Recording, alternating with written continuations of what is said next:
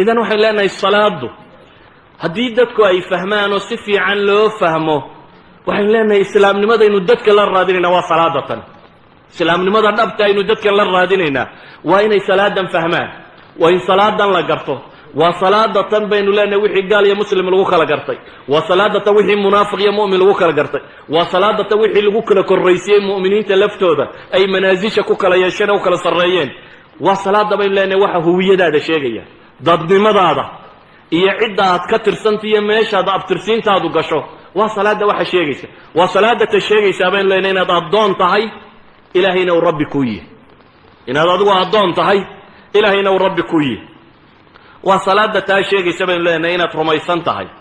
cid kale oo la gargaarsadaa inaanay jirin isaga mooyaane iyaaka nacbud wa iyaaka nastaciin keligii inaad kaalmo ka dalbayso isagoo qura inaad gargaarsanayso sida daraaddeed baa ilaahay wuxuu inagu yidhi subxaanaه wa tacaala waاstaciinuu bالصabri wالصalaaة wainaha lakabiiraة ila calى اlkhaashiciin gargaarsada baa la yidhi sabir iyo salaad salaadu waa shaygii keensanayey inaad rabbi toos ugu xidhnaato inaanad cidnaba kale marin ilaahay subxaana wa tacaala inaad toos ugu xidhnaato walidalik ba waxayn leenahay salaada haddaynu si fiican u garanno waa macaalimi tarbiya kuwa ugu waaweyn baynu leenahay maantana waxaa laga yaabaa haddii nin idin yidhaahdo daris salaada ku saabsan in la yidhahdo dee salaadda waa iska wada naqaana aan cidi u hanqaltaagin inaan wax weyn la moodin marka salaada laga warramayo inaan dadku salaad dadka ugu yeedhin iyadoo waxa maqani uu yahay baynu leenahay salaadanun iyo fahamkeed iyo tukashadeed iyo hagaajinteed haddii tan meel lagu hubiyo waxaan isleeyahay islaamnimada intii ugu badnayd meel baa lagu hubiyey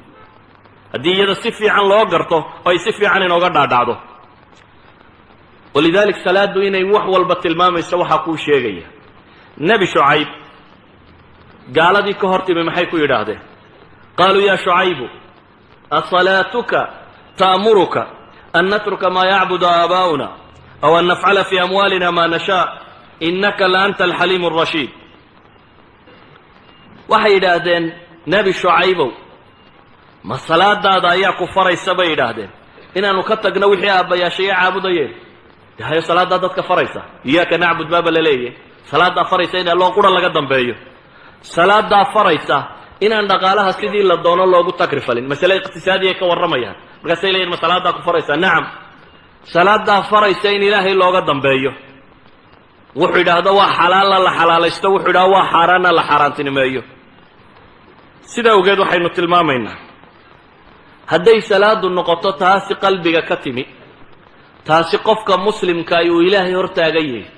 taasi qofku aanu dareen kale qabaynin xataa bacdi salaf la tilmaamo war qaar baa dhakhaatiirtooda waxay yidhaahdeen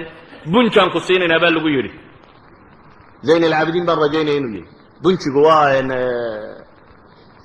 bahashan lagu sakhraamo bahashan morfiinta kan dhirta laga soo guro geedkan yaree midhihiisa markay dhiidhiijiyaan ka mida mukhadaraadka la cabo mukhadaraadkaasi waxaa kaloo loo isticmaalaa in dadka lagu suuxiyo marka la qalayo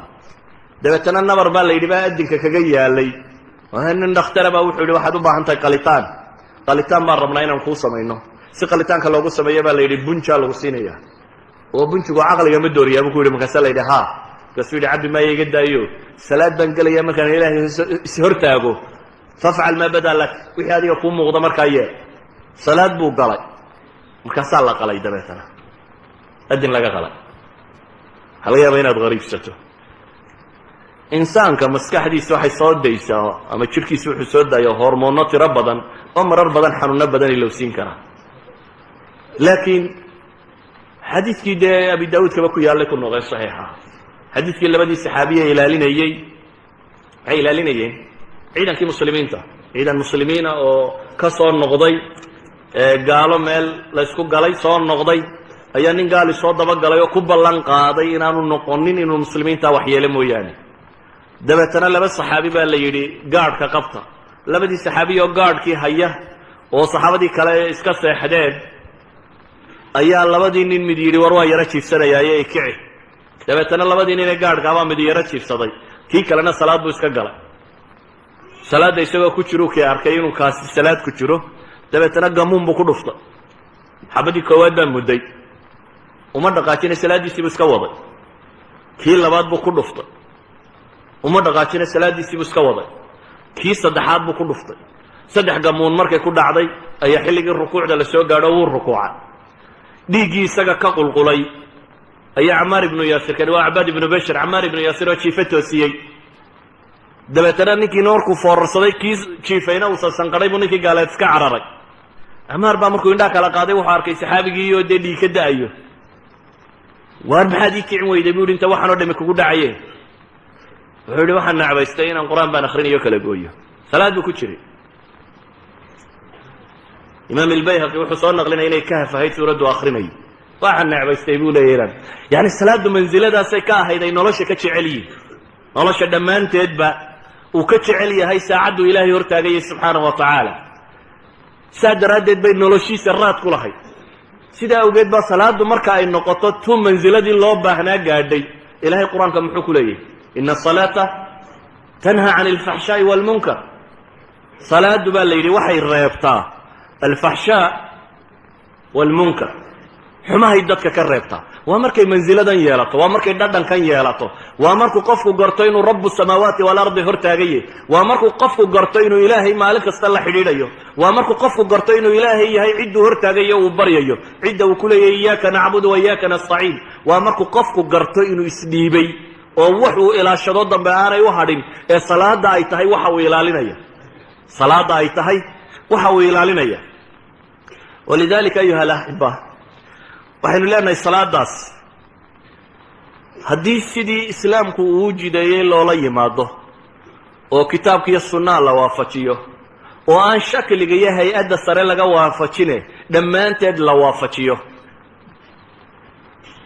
madaahirteeda aan la ilaalin oo kudhe madaahirteedana la ilaaliyo muuqaalkeeda sare rukuucdeeda iyo sujuuddeeda iyo qaabkeeda iyo hay-adeeda oo dhan la ilaaliyo isla markaa la ilaaliyo macaanideeda iyo waxaan lagu hadlayo iyo ilaahay in la hortaagayo subxaana wa tacaala la garto iyadaa ah baynu leenahay waxaynu u baahan oo dhan tayna baraysa iyadaa quwa akhlaaqiya waxaa toosinaya dhaqankeenna iyo akhlaaqdeenna iyadaa ah baynu leenahay waxa ina baraya walaalnimada markaynu xayiga isugu nimaadne masaajid yar isugu nimaadne jaamaca isugu nimaadne salaad ee saf aad gasho ee safka aad hagaajisato ee haddaad sufuufta hagaajisato ilaahay qalbiyadeenna waa isku toosinaya haddaynan hagaajinna ilaahay waa kala jeedinaya ee uu noqdo meel ay isugu yimaadaan kii madaxweynaha iyo kii wasiirkaha iyo miskiinka iyo faqiirka iyo taajirka iyo meel aan cidnaba laga waayaynin ay noqoto meel aynu musaawaadka iyo dadnimada iyo walaalnimada ku baranno meel ay noqoto bulshada muslimkahi waa naadiga rasmiga ay isugu yimaadaan ee maalintii 5 jeer soo galaan masaajiddu halka bulshooyinka kale ay u baahdaan naadiyo dadku isugu yimaado garoonku badeed iyo meel heesa ka tuma iyo waxaasi oo dhan baahi badan looma qabo hadday salaadu tii nebi maxamed tahay laa kubad walaa mid kale baahi looma qabo waayo nawaadi rasmi oo maalintii 5 goor qofku muslimkii gala buu leeyahay oo ah masaajidatan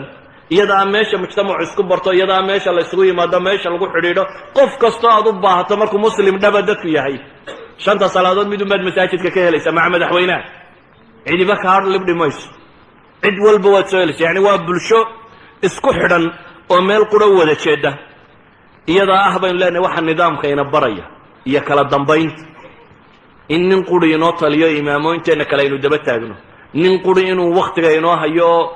inagu dee soomaalida waa iskaga qabsana war salaada miyaad aqiimayniyo maxaad uga kici weyday qolada meesha haysataba maba eegnaba haddaad kan maamulkiisa raaci weydo ku ka sarreeyana weligaa maamulkiisa raaci maysa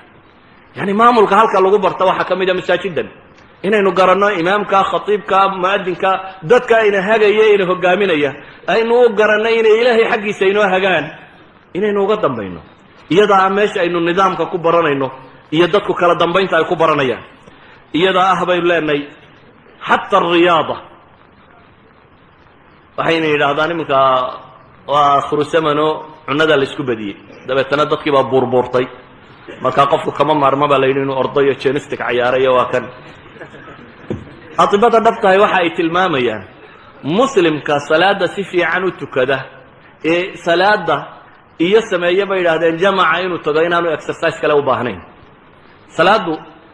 gurigaaga ugu dhow waxaa laga yaabaa 5 daqiiqo in laga soo socdo haddaad 5 jamac ilaaliso 5 daqiiqana waad soo soconaysaa 5 daqiiqana waad sii soconaysaa waa 10 daqiiqo soo maaha 5 salaadood ku dhufo waa imisa 50 daqiiqo nin 50 daqiiqo lugeeyay ma wax kale u baahan yahay imika waxa la yidhaha nus saace orod iyo nus saace lugay war nus saacana ha lugayna 5 salaadood masaajidka tag intaad gaadhiga iska dhigto 5 salaadood ee jamaca oo aad masaajidka xaadirto